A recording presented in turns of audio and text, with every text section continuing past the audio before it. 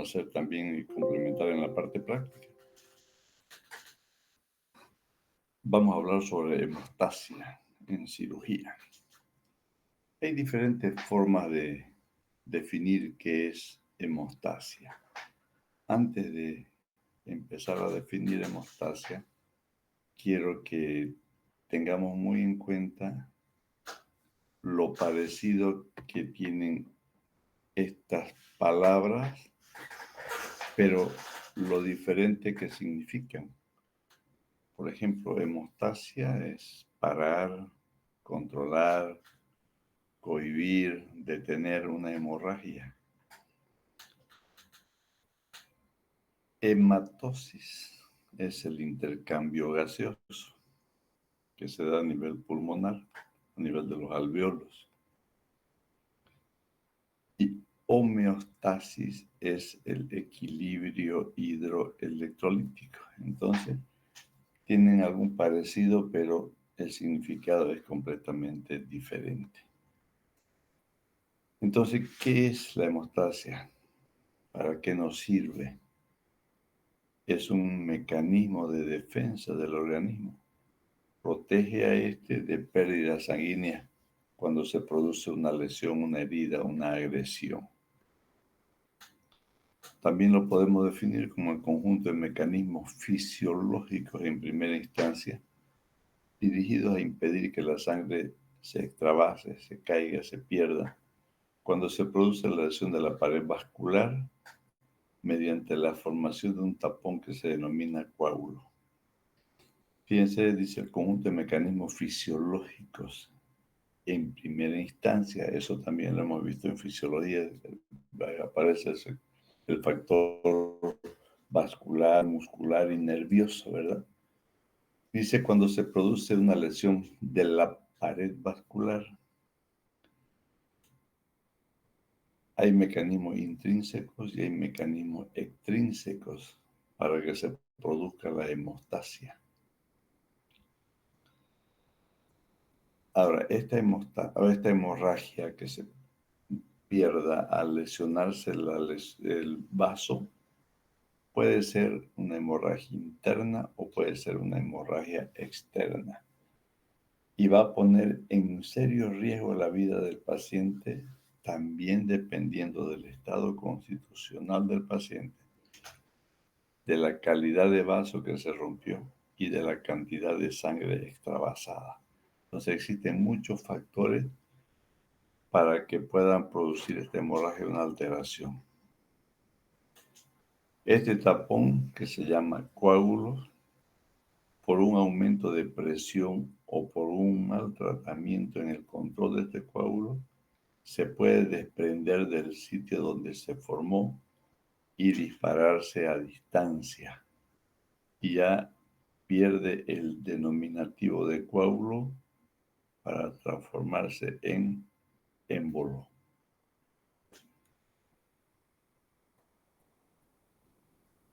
Existe la hemostasia espontánea o natural por estos tres fenómenos que les dije anteriormente: vascular, muscular y nervioso. Entonces, esta hemostasia espontánea es un conjunto de procesos biológicos integrados entre sí, la famosa cascada de la coagulación.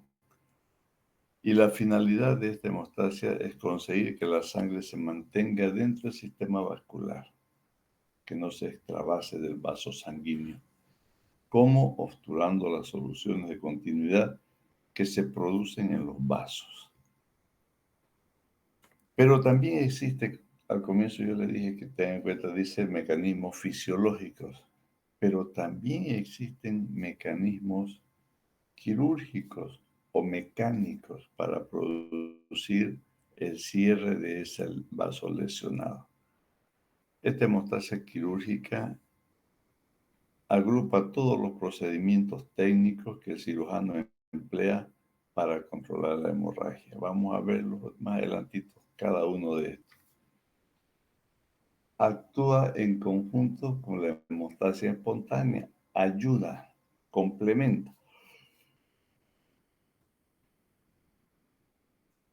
Y esta hemostasia quirúrgica es realizada a través de ligaduras, de coagulaciones térmicas o de packing o empaquetamiento o presión sostenida. Y esta presión sostenida también va a depender de la calidad del vaso. Un vaso de grueso calibre hasta de mediano calibre es muy difícil parar la hemorragia con alguna compresión en la zona. En cambio, si son hemorragias capilares o de venas pequeñas o de arterias pequeñas, por los factores de la coagulación que conocemos, puede con presión parar las hemorragias.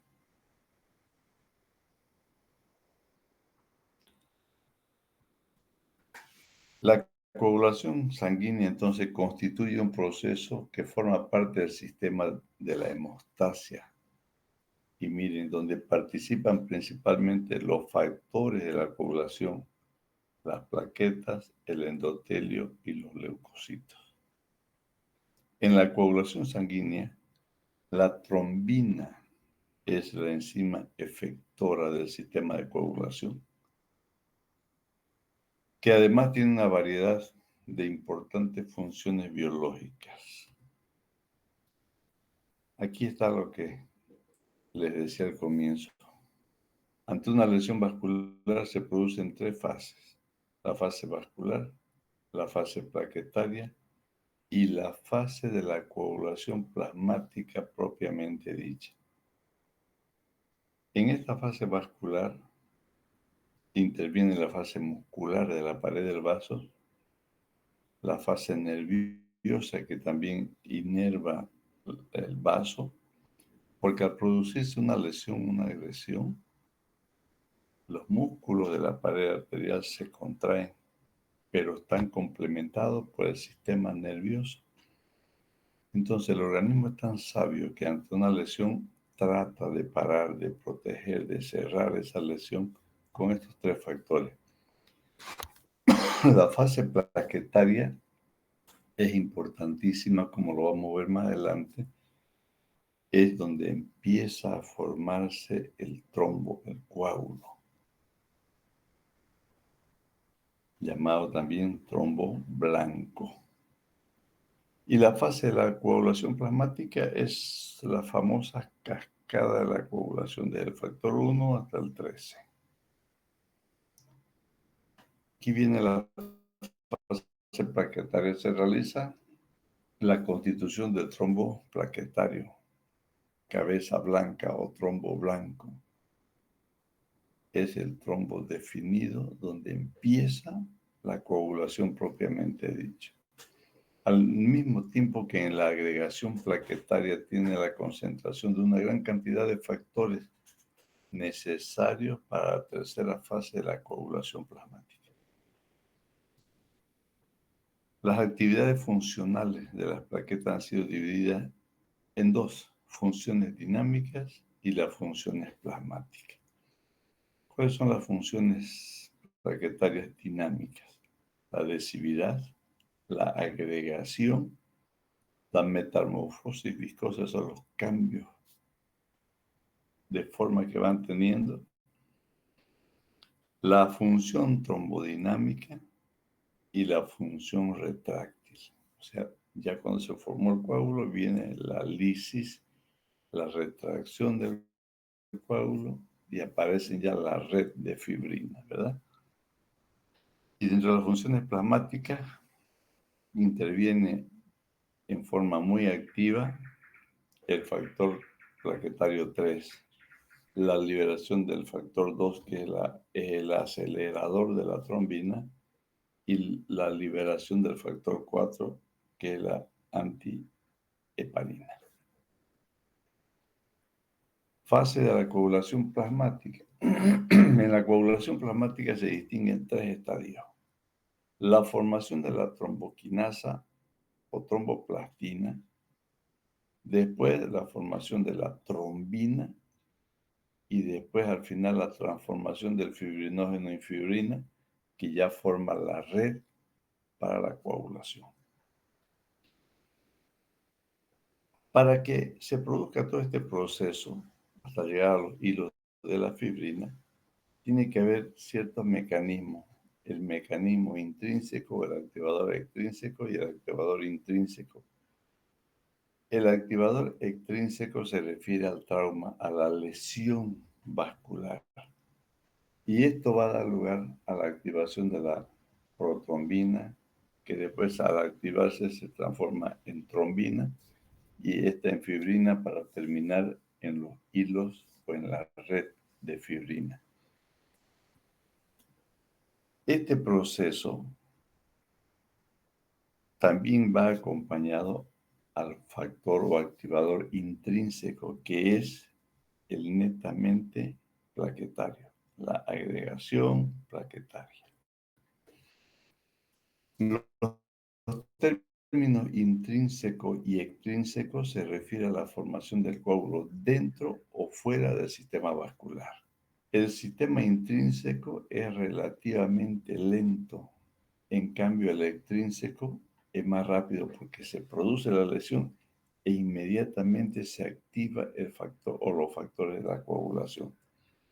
En ambos, la vía final es la conversión de protrombina en trombina y para terminar en la famosa red de fibrina. Entonces, actúan las dos, la vía intrínseca, la vía extrínseca. ¿Sobre qué? Sobre el activador de protrombina. Y esta protrombina termina formando la trombina. De más está, chicos, recordarles o hablar de los famosos factores de la coagulación. Pero siempre el número 1 es el fibrinógeno y el 13 es el estabilizador de fibrina llamado factor del Aquilore, ¿verdad? Dentro de eso, es importante cómo se empieza el factor activador extrínseco, después viene el intrínseco y empieza el proceso de la coagulación o la famosa cascada de la coagulación.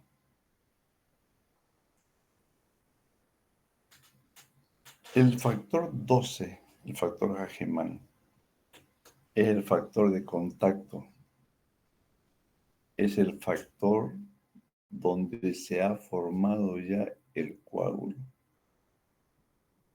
Y después viene la lisis o famosa retracción del coágulo para dejar campo a la red de fibrina. Me imagino que ustedes en práctica en fisiología han hecho esto. Los factores acelerantes, retardantes de la coagulación, han hecho la famosa sangre desfibrinada que han puesto en un tubo de ensayo y como haciendo un sucumbé han batido unas varitas y después han lavado esa red de varillas que han hecho y le queda entre las palitas, entre las pajitas esas de red que han hecho, la fibrina. Ese es el proceso final de la coagulación. Los factores de coagulación son 12 y son proteínas y se dividen en 4 grupos funcionales importantísimos cada uno. Primero, tenemos que tener en cuenta las proteínas o vitaminas K dependientes. Pregunta. El factor 9, 10, 2 y el 7. Otro grupo, los cofactores, que es el 5 y el 8. Otro, activación del sistema de contacto. Y por último, el fibrinógeno y el factor 13, que es la famosa red de fibrina. Grupos funcionales de los factores de coagulación. Esto es importante, chicos, que tengamos en cuenta para el examen. Los grupos, hemos mencionado los factores vitamina K dependiente. ¿Y cuáles son esos factores? El 2, el 7, el 9, el 10. ¿Y dónde se producen? ¿Dónde está su síntesis? En el hígado, confirmado. Otro grupo, los cofactores, que es el factor 5, el factor 8. Se producen en el hígado, pero generalmente lo obtienen las plaquetas. Activadores del sistema de contacto, el 11, el 12, la precalicreína y el quiminógeno. Estos factores están en duda actualmente si realmente su lugar de síntesis es el hígado, pero mantenemos de que estos factores también están en el hígado. Y por último, la fibrinoformación. Su nombre dice, el factor importante en esto es el factor 13. En el hígado, a través de los hepatocitos, y también tiene mucho que ver el origen en las plaquetas. ¿Por qué? Porque fue donde se inició el trombo blanco. La pérdida de sangre podrá comprometer la vida del paciente, así como la presencia excesiva en el campo operatorio, porque nos permitirá realizar un procedimiento quirúrgico a ciegas.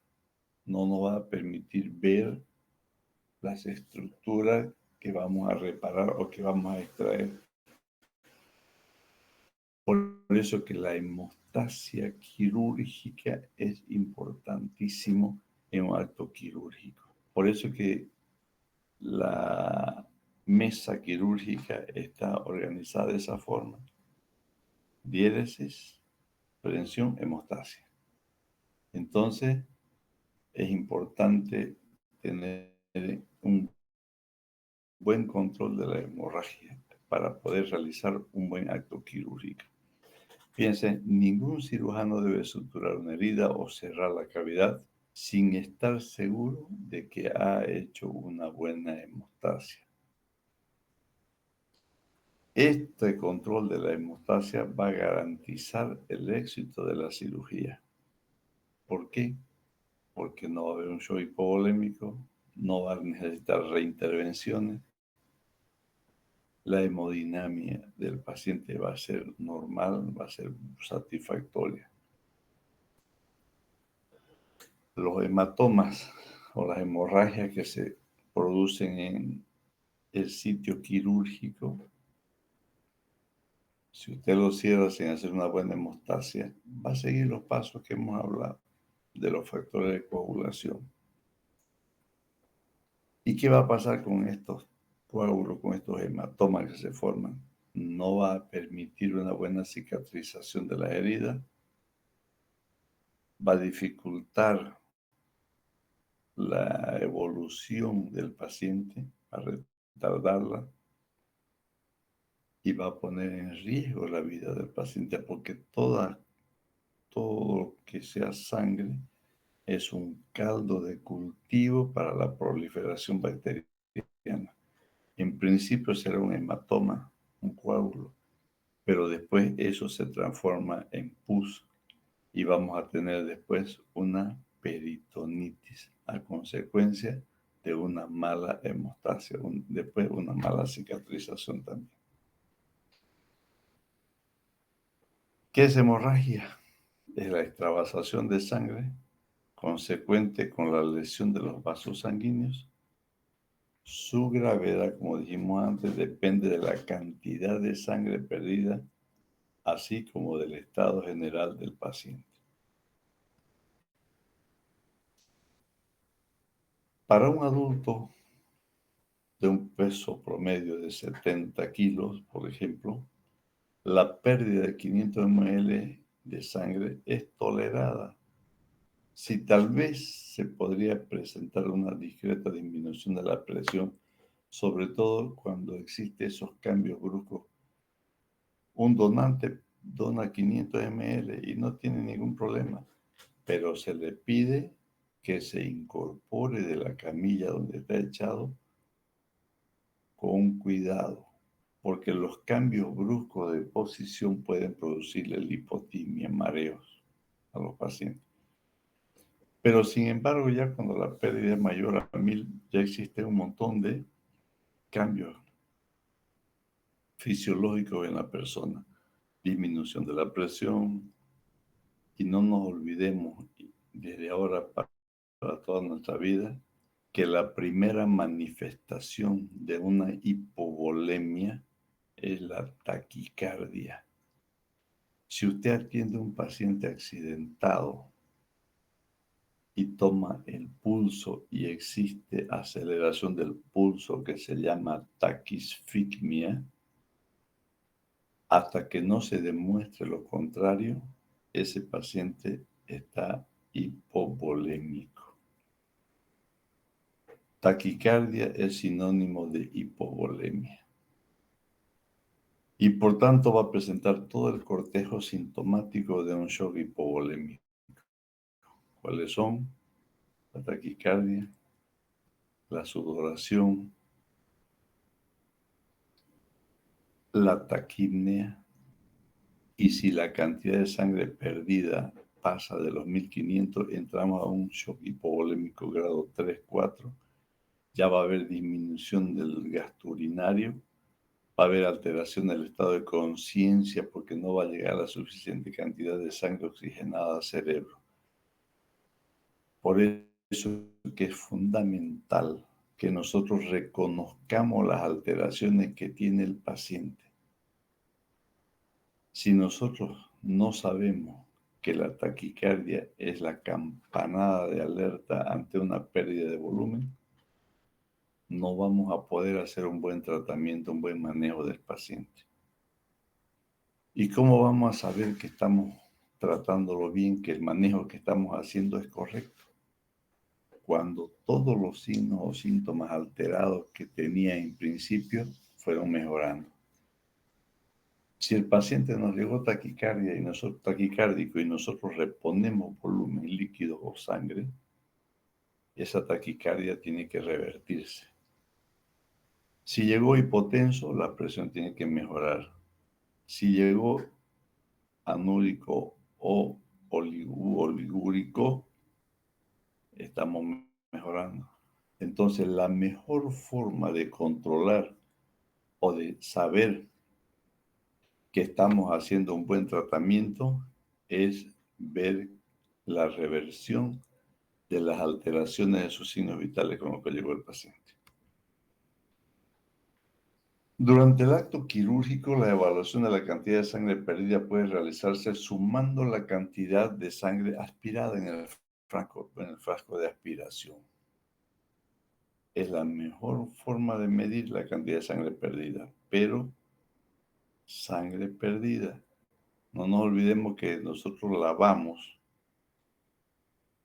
y todo lo que está en el frasco no es sangre, sino que es mezcla de sangre con el suero que hemos utilizado para lavar la cavidad. Por eso que es importante cuantificar. Si, por ejemplo, en el frasco de aspiración hay 3 litros, puede que no sean los 3 litros de sangre, que sean 2. ¿Por qué? Porque lavó con 1 litro de suero, digamos. Entonces, es importante cuantificar. Otra forma, también les dije, y los que han estado yendo al quirófano han visto que existen unos marcos donde se cuelgan las compresas y las gasas utilizadas. Entonces, para saber cuánto de sangre se perdió, usted puede pesar cuánto pesan las gasas y las compresas que salieron húmedas de la cavidad. Pero para eso tiene que previamente pesar las gasas y las compresas. Y la diferencia de su peso normal es la cantidad de sangre que se perdió. Entonces, a eso se llama destare. La hemorragia arterial y venosa es diferente. La hemorragia arterial es roja rutilante, por eso dicen la gente, era sangre viva, ¿no? Entonces, esa es sangre roja rutilante. Y además que coincide con los latidos cardíacos, es en chorro, impulsado. En cambio, la hemorragia venosa no tiene la coincidencia con los latidos cardíacos y no es en chorro, sino que es como abrir un grifo, la sangre cae. ¿Por qué? Porque la sangre venosa no está dado por una presión como la arterial. La hemorragia capilar es la más difícil de controlar. En cambio, las hemorragias arteriales venosas, usted encuentra el vaso, lo liga y para. En cambio, la capilar es una hemorragia difusa. Difusa. Entonces, usted puede hacer una electrocoagulación con electrobisturí o hacer lo que hemos dicho, un empaquetamiento, una compresión externa, de 5 a 10 minutos, que es el tiempo de coagulación y sangría que nosotros tenemos normalmente, y después retiramos esa compresa o esa gasa que estábamos comprimiendo en ese sitio de sangrado de la hemorragia difusa, llamada también hemorragia en napa, con N, no M, napa.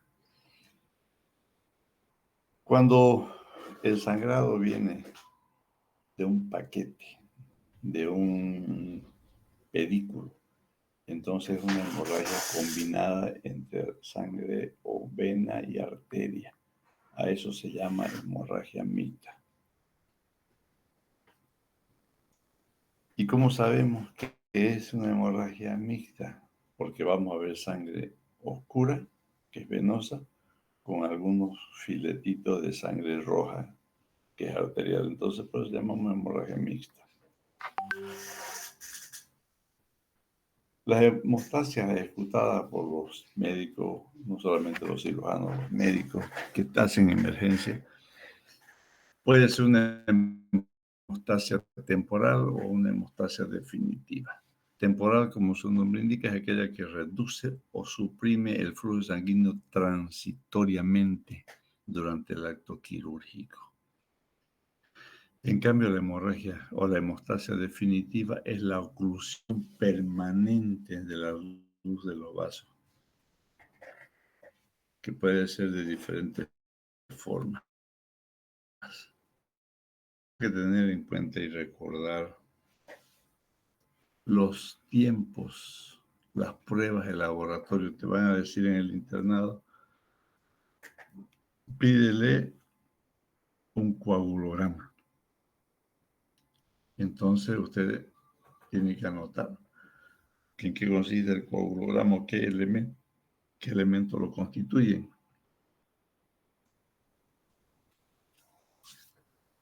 Tiempo de sangría, tiempo de coagulación, tiempo de protrombina, tiempo de tromboplastina activada. Entonces, eso nos va a demostrar cómo está su hígado, porque los factores de coagulación se forman en el hígado. El tiempo de sangrado, el tiempo de sangría valora la interacción entre las plaquetas y un vaso sanguíneo lesionado y, por tanto, la formación de un tapón de plaquetas, que es el trombo blanco. ¿Dónde se encuentra alterado?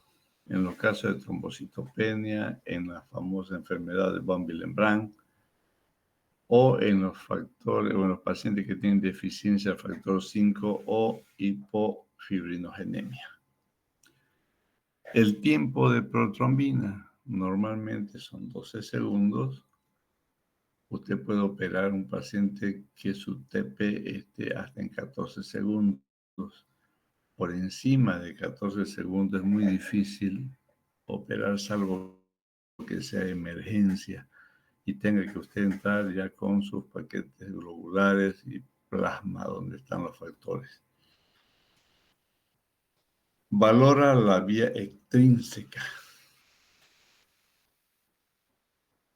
Se agrega la tromboplastina, la heparina en los pacientes con problemas cardíacos o en los pacientes que tengan problemas vasculares sistémicos, se utiliza heparina. Entonces, este tiempo de protrombina puede estar alterado en los pacientes, por ejemplo, que son operados de prótesis valvulares cardíacas, que usan siempre anticoagulante. Tiempo de tromboplastina, 45 segundos lo normal. Valora la rapidez de la vía intrínseca de trombina a una columna fija de plasma. Es muy sensible a los factores 8, 9, 11 y 12. Y el tiempo de trombina, normal 10 segundos, detecta anormalidades cualitativas del fibrinógeno y anticoagulante. Y generalmente se mide después de añadir una cantidad estándar de trombina en una columna de plasma. Métodos de hemostasia temporal y la hemostasia definitiva. ¿Cuáles son las hemostasias? ¿En qué consiste la hemostasia temporal?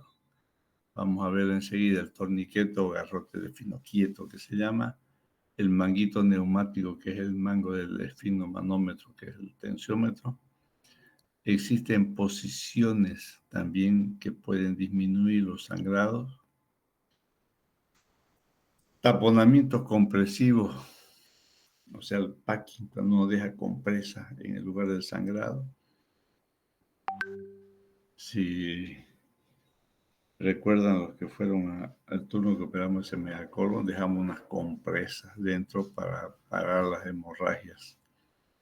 La compresión digital, cuando uno hace una cirugía, puede digitalmente comprimir una arteria o una vena que está sangrando. A eso se llama maniobra de Pringle. Es la compresión digital o hemostasia digital. Ligaduras temporarias con ligas o con pinzas vasculares que no dañen el endotelio. Los crampeamientos vasculares con estas pinzas hemostáticas que tienen la cerrilla no transversal sino longitudinal. Estos son hemostasias temporarias. La hemostasia definitiva es la coagulación térmica, la fotocoagulación, el pinzamiento con hemostáticos, la electrocoagulación, las ligaduras. Las ligaduras por transficción significa atravesar, traspasar un vaso con una ligadura con aguja, las suturas hemostáticas, los clips metálicos y los coagulantes tópicos que los vamos a nombrar cada uno. Aquí vamos a hablar de las hemostasias temporal, el torniquete o el garrote de finoquieto se llama. Es el método más simple. Consiste en una faja o tubo de goma elástico que se coloca en la raíz del miembro. Se ejerce compresión de los vasos contra la estructura ósea impidiendo el sangrado. Ahora, este método es peligroso en aquellos pacientes, por ejemplo, que tienen una herida vascular, una lesión vascular arterial o venosa, que se tiene que reparar quirúrgicamente. Como son lazos delgados, voy a llamar garrote, porque fíjense en la imagen, es un palo que le van girando y va apretándose esta cinta. Les decía que es riesgoso porque este método va a lesionar la íntima del vaso. Y al lesionarse la íntima, que es la que le da vitalidad al vaso,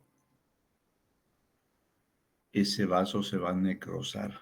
Entonces va a tener que resecar más. Por eso lo mejor es la compresión externa. Si hay una hemorragia, póngale una toalla, aunque sea, que la infección se la controla con antibiótico y comprima el sitio de sangrado y no el torniquete. Este es el otro método bueno de parar una hemorragia. El esfigmomanómetro, o sea, el tensiómetro. Es un torniquete menos traumatizante. Posibilita la compresión más uniforme, graduable según la edad del paciente y el grosor del miembro. Y esto va a disminuir el riesgo de la compresión nerviosa que después va a llevar a lo que se llama una necrosis isquémica de Volman, que ustedes lo van a ver el año de Dios mediante en traumatología. ¿Por qué es menos traumático? ¿Por qué? Porque fíjense que no es como el torniquete que te quede delgado, esté ancho, entonces existe habilidad de producir lesión endotelial. La venda de Smarch es una venda elástica que se utiliza mucho en cirugías de miembros.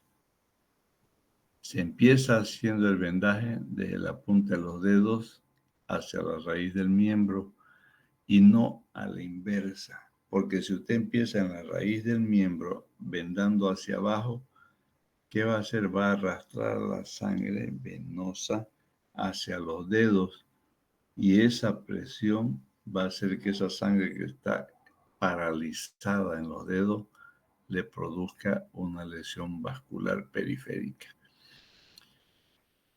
Esta venda de Smarch es usada en sala quirúrgica y asociada a la hemostasia temporal,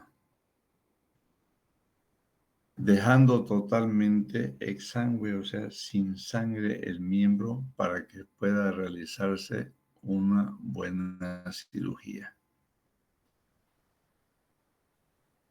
Pregunta: ¿la isquemia así provocada puede ser mantenida durante 1 hora a 1 hora y media? Si la cirugía dura más tiempo, hay que soltar esa venda para que la parte distal, o sea, los dedos, vuelvan a tener irrigación, manteniéndolo así sin la venda por lo menos una media hora y después podrá volver a hacer lo mismo. Pero generalmente esta venda de Smarch es para realizar cirugías ligeras, o sea, rápidas. Si la cirugía dura más tiempo y no suelta usted esta venda de Smarch, corre el riesgo de la parálisis nerviosa, sobre todo en pacientes que tienen poco tejido adiposo, ¿no? Otra forma de hemostasia temporaria son las posiciones antihemorrágicas. Aquellas, por ejemplo, si te voy a operar la pierna, entonces va a tener que bajar la cabeza del paciente para que la sangre no irrumpa mucho o con mucha presión en la parte de los tobillos. Estas son posiciones antihemorrágicas. La famosa posición de Trendelenburg que hemos visto en las posiciones del paciente en la mesa de operaciones, ¿no? Este es el método más efectivo de parar una hemorragia. Hasta en las películas se ve, ¿no? Apriete, apriete, le tiran un balazo, un cuchillo en la panza y le dice apriétele para que no sangre. Entonces, esto se produce generalmente o se realiza generalmente en cirugías donde existe un sangrado en napa, un sangrado mixto. Porque no encontramos el sitio o el vaso sangrando para ligarlo. Entonces podemos hacer una electrocoagulación, una electrofulguración, pero a pesar de eso hay un sangrado en napa. Entonces usted mete 2 compresas y lo tapona. A eso se llama taponamiento compresivo. Y si la zona operatoria es muy grande, ese empaquetamiento o el taponamiento compresivo lo puede dejar hasta 48 horas, sobre todo en vísceras macizas, que son las que más sangran, el hígado del vaso. Y después de 48 horas entra y retira esa compresa. Y con seguridad que ya se ha producido la hemostasia. Compresión digital, su nombre indica, digital, con el dedo. Lo puede hacer con un solo dedo, apretando el vaso sobre una superficie ósea. O puede hacer agarrando el vaso entre el dedo índice y el pulgar y lo aprieta. Entonces está produciendo una hemostasia temporaria. Se llama maniobra de Pringle.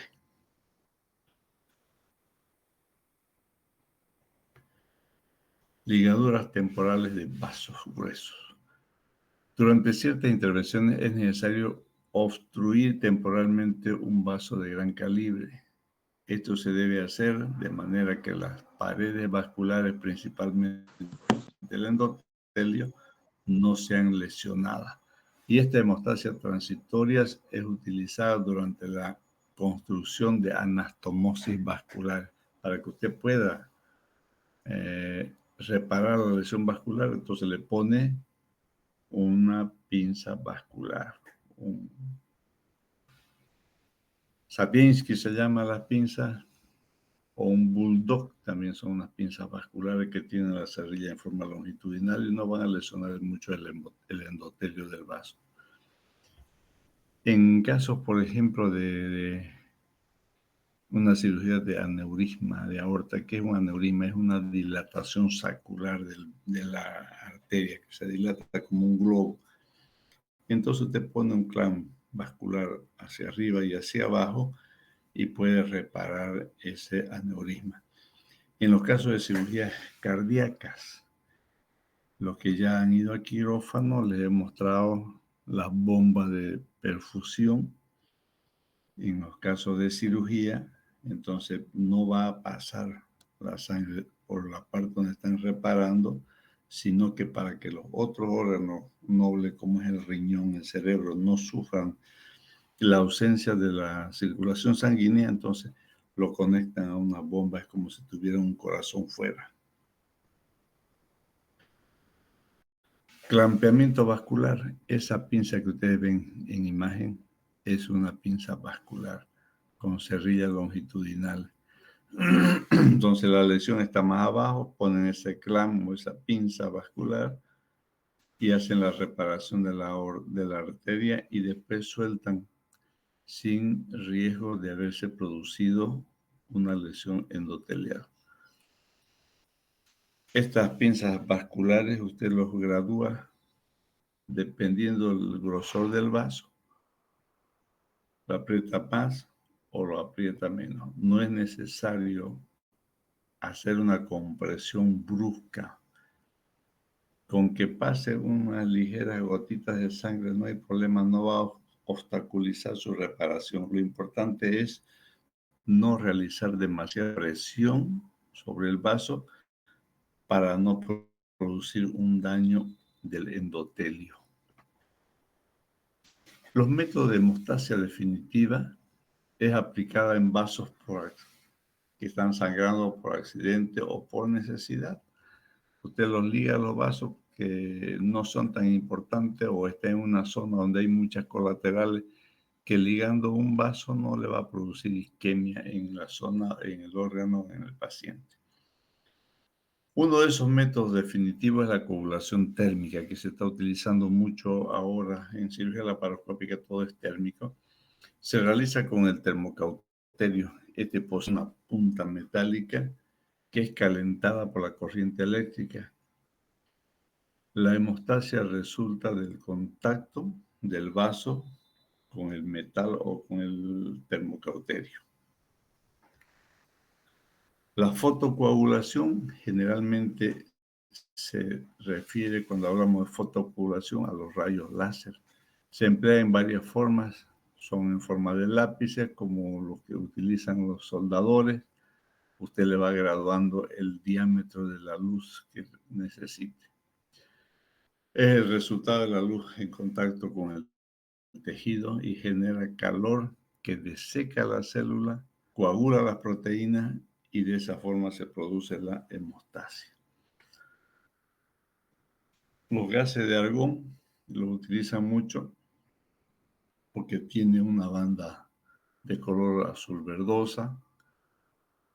Se mide en nanómetros la carga de energía.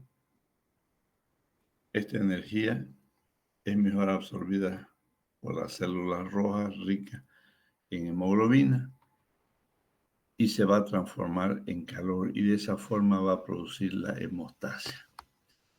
Utilizado ahora en muchos tipos de cirugía.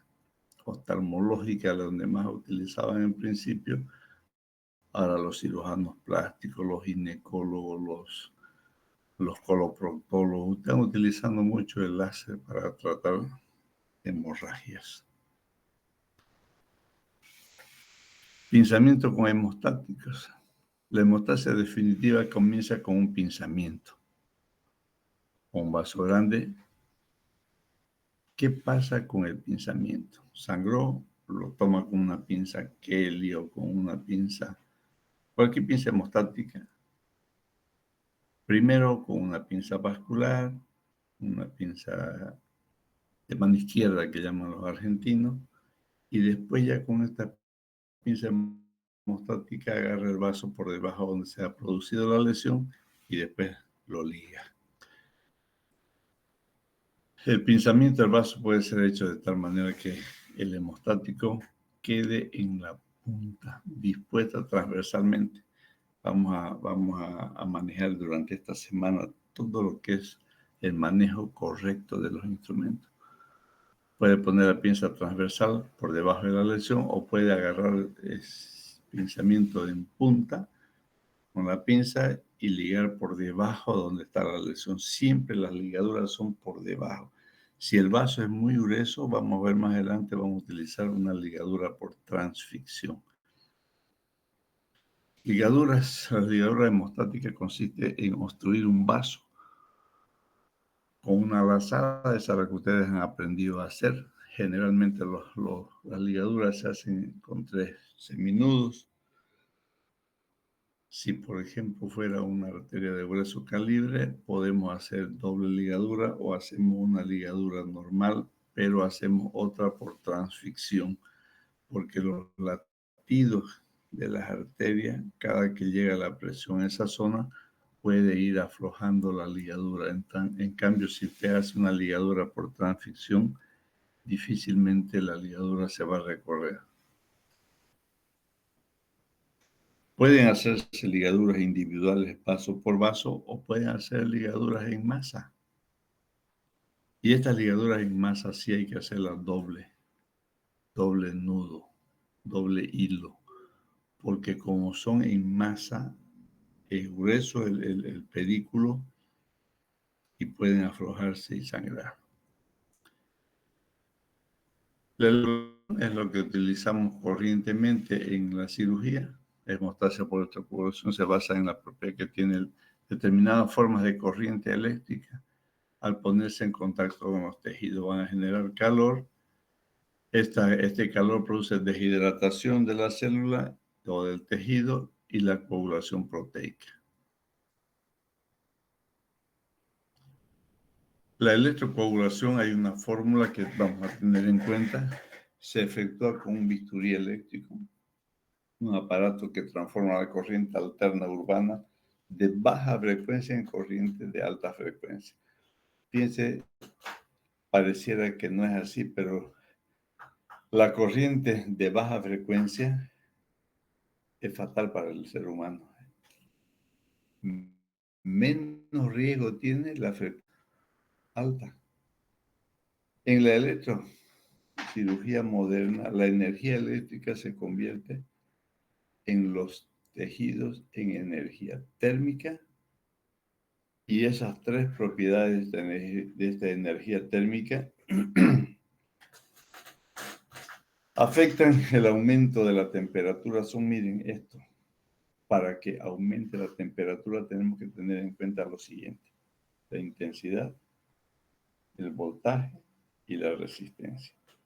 De nuevo, en la electrocirugía moderna, la energía eléctrica se convierte en los tejidos en energía térmica, que tiene 3 propiedades que van a producir un aumento de la temperatura, que son la intensidad, el voltaje y la resistencia.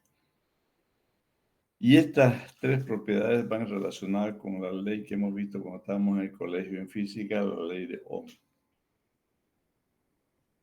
La intensidad de una corriente en amperios en cualquier circuito eléctrico es igual a la diferencia del potencial en voltios a través del circuito dividido por la resistencia en ohmios.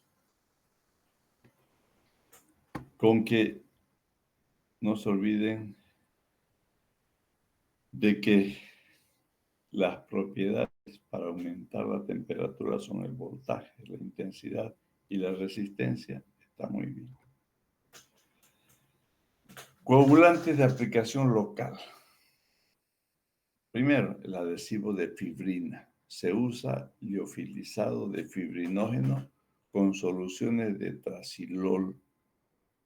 Se prepara la segunda solución de trombina, topostatine en solución de ringelactato y 1 ml de cloruro de calcio. Esta mezcla produce como una cera que va a ocluir el vaso. Este tipo de adhesivo de fibrina lo venden ahora preparado en la farmacia, con nombres diferentes que lo vamos a ver más adelante.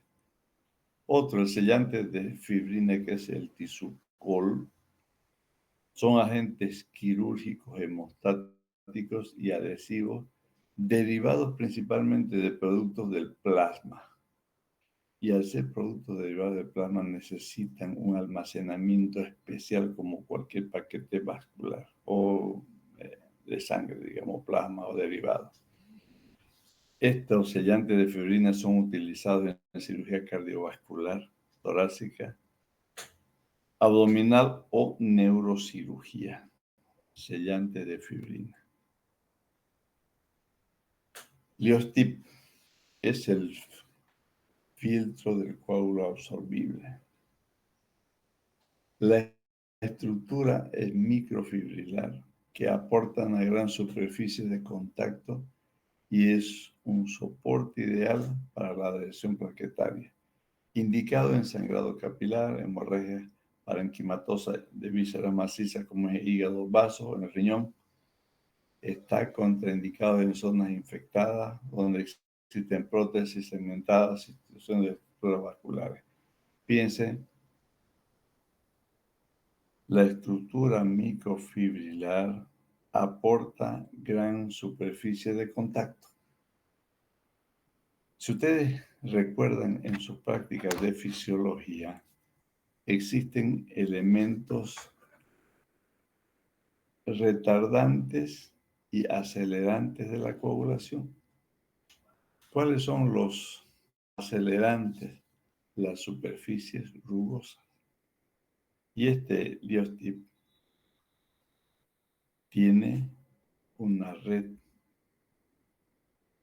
que es rugosa. Y ahí van los vasos, la sangre, los glóbulos rojos, se desintegran y forman una red de fibrina. Entonces, por destrucción del glóbulo, viene o actúa el Liostip. La cera ósea, eso lo utilizan mucho los traumatólogos y los neurocirujanos, porque como en el hueso no hay vasos que se puedan ligar, entonces utilizamos o se utiliza la cera ósea. Fíjense que de común es la mezcla de cera de abeja con vaselina. Es igual que lo que utilizan los que hacen implantas, ¿no? Le ponen una cera.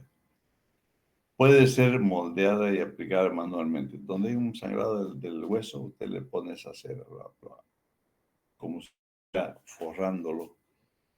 Se utiliza mucho, como les dije, en neurocirugía, traumatología, cirugía torácica, los odontólogos en la cirugía maxilofacial. Está contraindicada en zonas infectadas. En osteomielitis no se puede poner porque no va a tener un buen efecto. Celulosa oxidada viene con el nombre comercial de Oxicel. Es una gasa de tejido absorbible empleada para taponamiento definitivo en forma de gasas dobladas de tiras de esponja. Esto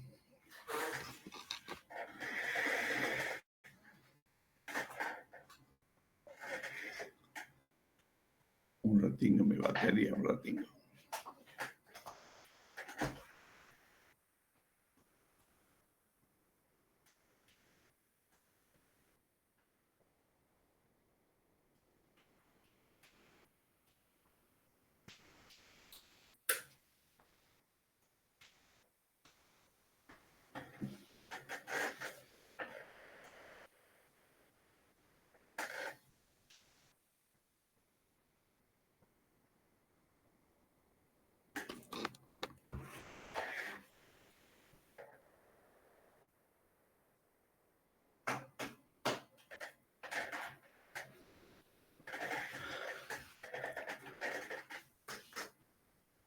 Estos hemostáticos no son dañinos para el organismo, uno los deja ahí.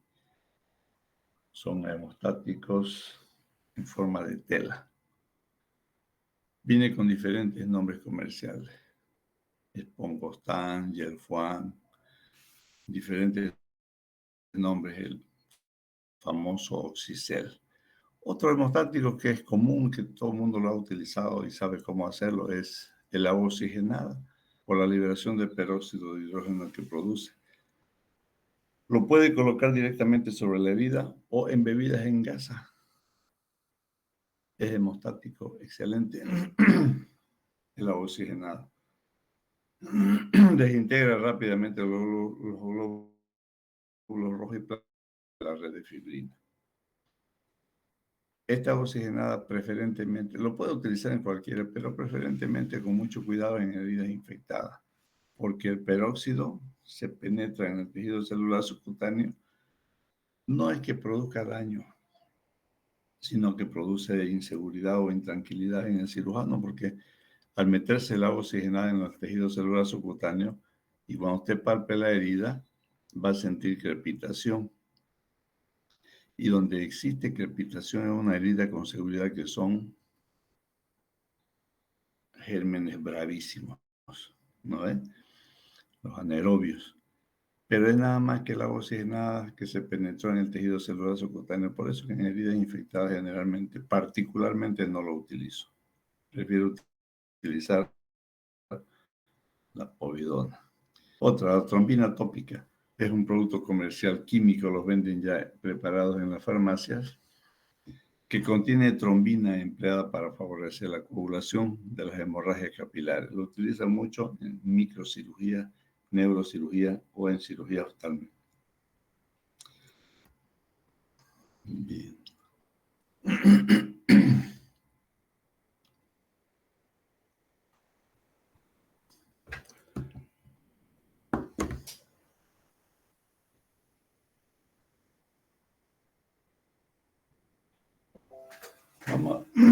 Vamos a adelantar un poquito sobre síntesis.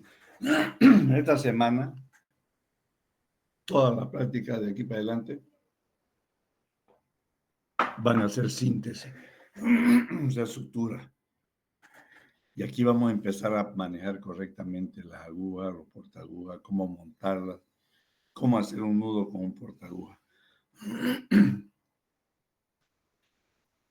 Su nombre indica, es el último cuadrante de la mesa de instrumentación. Es el conjunto de maniobras destinadas a unir los tejidos divididos,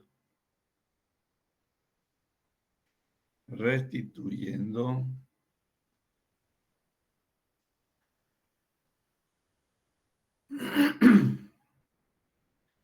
su continuidad, pero en forma anatómica. Y eso es lo que le vamos a exigir, que los bordes de las heridas estén perfectamente relacionadas entre uno y otro labio de la herida. Las heridas que quedan invaginadas, los bordes invaginados o los bordes vertidos, son heridas que van a demorar mucho en cicatrizar, y cuando usted a los 7 días de saque los puntos se va a abrir. O van a ser heridas queloideas. Cuando se cierra una herida, se debe afrontar plano por plano, reconstituyendo dentro de lo posible la anatomía. La síntesis definitiva se realiza por un proceso biológico llamado cicatrización, cuyo resultado final debe ser la unión firme entre ambas extremidades. Las cicatrizaciones pueden ser por primera intención, por segunda intención, por tercera y cuarta intención. La primera intención es la cirugía que uno realiza. Hace una incisión y después que termina la cirugía lo sutura. Primera intención. Cicatrización por segunda intención es aquella herida que usted la suturó, pero se infectó. Y después tiene que soltar todos los puntos para hacer curaciones de la herida. Y empieza la cicatrización desde el fondo hasta la superficie, hasta que llega hasta la piel. Y eso, lógicamente, que tarda mucho tiempo en cerrar o en rellenar, si valga el término. La cicatrización por tercera intención es esa misma herida que usted la suturó, se infectó, soltó los puntos y lo curó para que vaya rellenando. Cuando está llegando a la superficie de la piel, usted tiene que recortar los bordes porque es una cicatriz mala.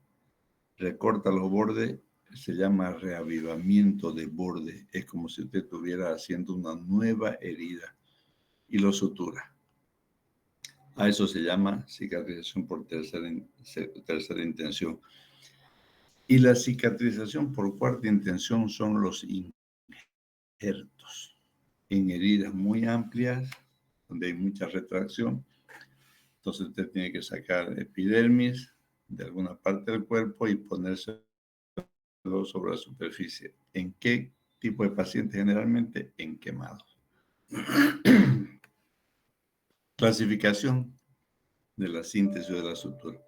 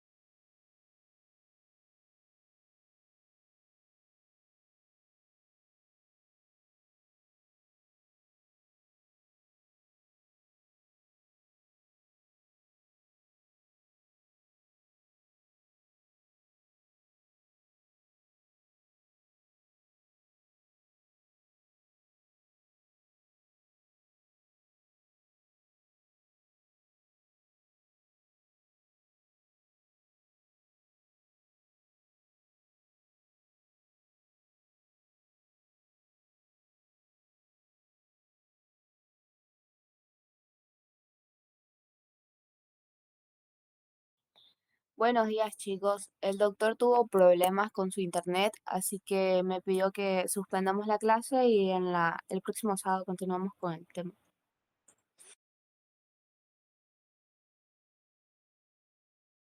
Gracias, compañera. Sí, gracias. Está bien, gracias.